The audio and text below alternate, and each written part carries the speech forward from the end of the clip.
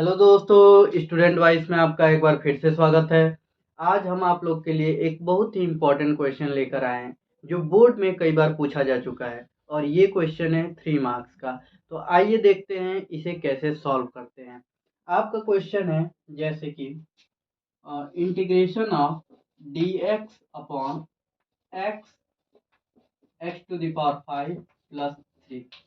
इस तरह के क्वेश्चन को आपको सॉल्व करना है। ऐसे क्वेश्चन 3 मार्क्स के हैं और ये बहुत ही आसान क्वेश्चन है, लेकिन आप अक्सर ऐसे क्वेश्चन को लेकर फंस जाते हैं, प्रॉब्लम क्रिएट होता है और ये बोर्ड में आने वाले क्वेश्चन हैं। ये बोर्ड में कई बार पूछे भी जा चुके हैं। जैसे देखिए इसे कैसे सॉल्व करते हैं। अगर आपको ऐसे क्वेश्चन दिए गए हैं तो एनसीईआरटी में भी आपको इस ऐसे क्वेश्चन के लिए हिंट दे दिया है। और हिंट क्या दिया है? हिंट दिया है आपको, हिंट है इसके लिए, हिंट है multiply multiply numerator and denominator by x to the power n minus 1 and put x to the power n equal to t। आपको ये हिंट एनसीईआरटी में दिया गया है। अगर इस तरह क्वेश्चन है, एनसीईआरटी क्वेश्चन का फॉर्मेट क्या है वो देख लीजिए। एनसीईआरटी क्वेश्चन है d x to the power n plus 1।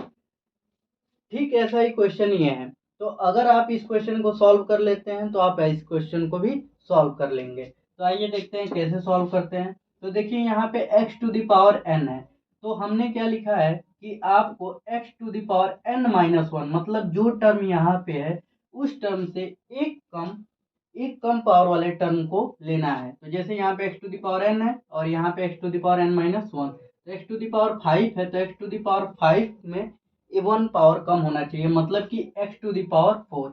x to the power 4 से क्या करना है? मल्टीप्लाई करना है न्यूमरेटर में और डिनोमिनेटर में। तो आइए करते हैं। तो ये हो गया आपका x टू द पावर 4 से न्यूमरेटर में मल्टीप्लाई कर दिए और डिनोमिनेटर में जब x टू द पावर 4 से मल्टीप्लाई करेंगे तो आपको मिलेगा x to the power 5, x to the power 5 plus 3 और यहाँ पे आपको मिल गया dx। ठीक है, अब देखिए आगे क्या करना है। अब देखिए आगे क्या करना है। अब आपको x to the power put क्या लिखा है? Put x to the power n equal to t, मतलब जो यहाँ टर्म था x to the power n उसकी जगह पे आपका मिल गया है x टू द पावर 5, उसकी इक्वल आपको पुट करना है t। तो यहाँ पे लिखेंगे put x to the power 5 equals to t।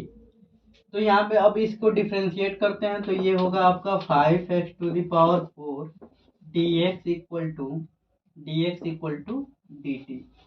ठीक है दोस्तों, अब यहाँ से आप लिख सकते हैं x to the power 4 dx equal to dt upon 5। आपको ये टर्म मिल गया, ये टर्म।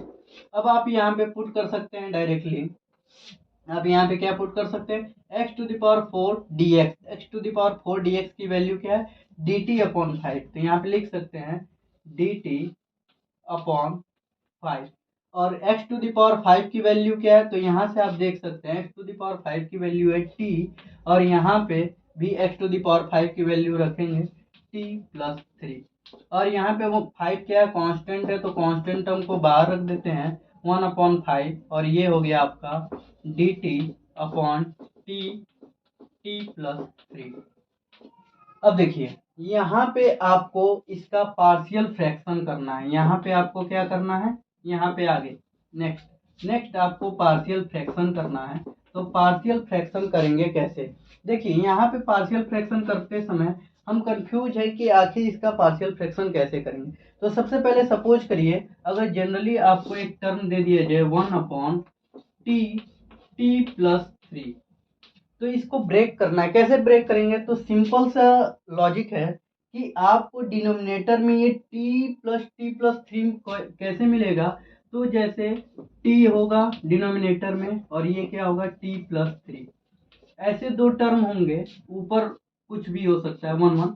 तो यहाँ पे जब इन दोनों टर्म का एलसीएम लेंगे तो ये दोनों टर्म आपस में मल्टीप्लाई होंगे और मल्टीप्लाई होने के बाद ये क्या मिलेगा? ये टर्म मिलेगा। और जब ये टर्म मल्टीप्लाई होते हैं जब ये टर्म मल्टीप्लाई होते हैं तो ये क्या होगा, तो ये होगा आपका ऊपर चला जाएगा t प्लस 3 और यहाँ पे हो जाएगा t और नीचे हो जाएगा t प्लस 3। ये देखिए ये डिनोमिनेटर हमें लाना था, ये डिनोमिनेटर हमें लाना था, डिनोमिनेटर आ चुका है, डिनोमिनेटर आ चुका है। लेकिन अब रही बात आपका न्यूमरेटर में क्या था 1, लेकिन न्यूमरेटर में तो इतनी सारी वैल्यू आ रही है, तो यही इसीलिए हमने यहाँ पे कोई साइन नहीं पुट किया था।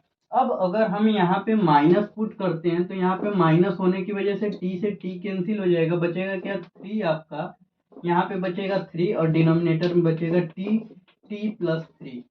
ठीक है, अब आपको 3 चाहिए नहीं, यहाँ पे क्या चाहिए न्यूमरेटर में 1, तो 3 को रिमूव करने के लिए 1/3 से डिवाइड करेंगे तो ये क्या हो जाएगा, ये आपका हो जाएगा 1, ये हो गया आपका t प्लस 3। ठीक है, तो दोस्तों अगर आपको इस टर्म का पार्शियल फ्रैक्शन लिखना है तो इस टर्म का पार्शियल फ्रैक्शन क्या लिख सकते हैं, ये। ठीक है, अब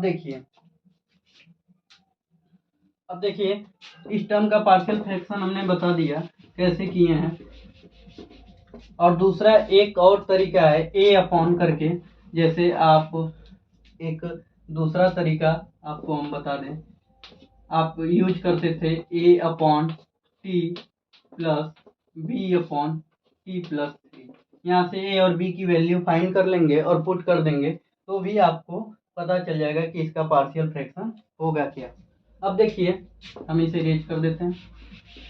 अब देखिए यहाँ पे इसका पार्शियल फ्रैक्शन हमें पता चल गया है कि ये होगा 1/3 1/t माइनस 1/t प्लस 3 और ये हो गया dt। जैसा कि आप जानते हैं कि ये 3 क्या है, कांस्टेंट है, कांस्टेंट टर्म हो जाते हैं बाहर, ये हो गया आपका 1/15 और ये हो गया integration of 1/t minus 1/t plus 3 और ये हो गया आपका dt। अब जानते हैं आप integration of 1/t, integration of 1/t क्या होता है, तो इंटीग्रेशन ऑफ 1/t होता है, ये 1/50 हम लिख देते हैं। 1/t का इंटीग्रेशन होता है log, ये हो गया log, यहाँ पे log mod t माइनस, और ये भी क्या होगा, इसका भी इंटीग्रेशन 1/t प्लस 3 का इंटीग्रेशन होगा log mod t प्लस 3 और लास्ट में प्लस सी आप लिख सकते हैं। अब ये आपकी t की वैल्यू क्या है, तो t की वैल्यू यहाँ से पुट कर देंगे। t की वैल्यू है, आप यहाँ सपोज किए थे t की वैल्यू क्या है 1/15 हो गया, ये हो गया log mod x⁵ minus log x⁵ plus 3। ठीक है, और फाइनल आंसर आप जानते हैं कि log में क्या होता है, माइनस होने पे माइनस, जब log माइनस में होता है तो टर्म अपॉन में हो जाते हैं, तो ये होगा x⁵ और ये होगा x⁵ प्लस 3 प्लस 3, ये होगा आपका फाइनल आंसर।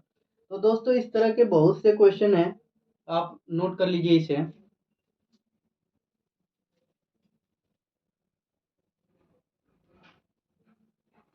आप इस क्वेश्चन को नोट कर लिए होंगे। अब देखिए इस तरह के बहुत से क्वेश्चन एग्जाम में आ सकते हैं, पूछे जा सकते हैं।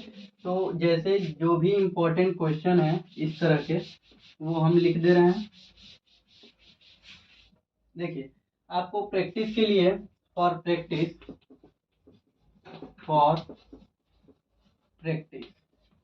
देखिए ये एनसीईआरटी का क्वेश्चन है, NCERT dx upon x⁴n plus 1। तो ऐसे क्वेश्चन का डायरेक्ट आंसर आप लर्न कर सकते हैं 1/n log x⁴n plus 1, direct answer लिख सकते हैं। इसी तरह एक और क्वेश्चन है, second question number 2, dx x upon plus 3 plus 8। इस तरह के क्वेश्चन का आंसर आप लिख सकते हैं 1/, पावर क्या है n यहाँ से आएगा तो ये n क्या है, तो n है 3, तो यहाँ पे लिख सकते हैं 3 और ये हो गया 3, और यहाँ से ये 8, यहाँ पे 1 था तो 1 हो गया था, लेकिन 8 आने से यहाँ पे 8 से मल्टीप्लाई भी हो, जब सॉल्व करेंगे तो आप देखें ये हो जाएगा log x to the power n मतलब 3, और ये हो जाएगा x to the power 3 plus 8। इस तरह कुछ आंसर आएंगे। तो ये आपके इम्पोर्टेंट क्वेश्चन हो गए। एक इम्पोर्टेंट क्वेश्चन ये हो गया जो बोर्ड में आ चुका है, और ये भी क्वेश्चन बोर्ड में आ चुका है, ये भी क्वेश्चन बोर्ड में आ चुका है। एक RS अग्रवाल में भी एक क्वेश्चन है, जैसे 1/x x to the power 4 plus 1 dx। इस तरह के बहुत से क्वेश्चन है, तो ये सारे क्वेश्चन आप नोट कर सकते हैं और इन सारे क्वेश्चन की प्रैक्टिस करिए, क्योंकि जहाँ तक मुझे उम्मीद है ये क्वेश्चन बोर्ड में आ सकते हैं। और आपके ये 3 मार्क क्वेश्चन है, लॉन्ग क्वेश्चन है, जिससे आपको ज़्यादा नंबर मिलेंगे। तो आज के लिए इतना ही, मिलते हैं हम नेक्स्ट वीडियो में। धन्यवाद।